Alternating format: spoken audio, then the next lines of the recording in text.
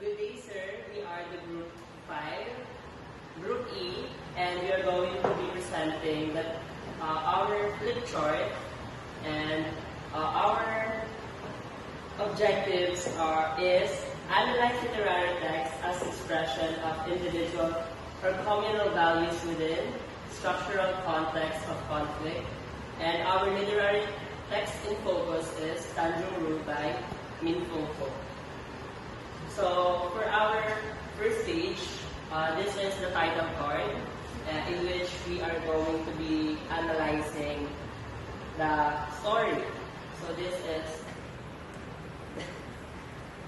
a story analysis. For the second page, yes.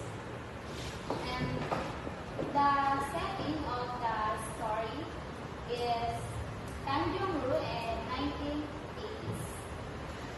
So in our next page, we have the characters who are Mr. Lee, a successful wealthy businessman, Amma, Mr. Lee's elderly mother, a small print woman who preferred a simple traditional life, Mr. Lee's daughter, who is a part of the younger modern generation. And the short story description, a heartwarming short story about familial love and the generational gap in Singapore. So in this case, the types of conflict members so the characters face dilemma that challenges their values or sense of self, and it often lead the personal growth.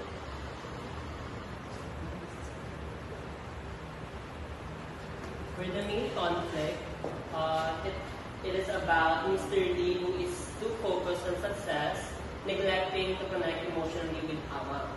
After her death, he regrets not showing his love and respect. For the next page. And the resolution of the story.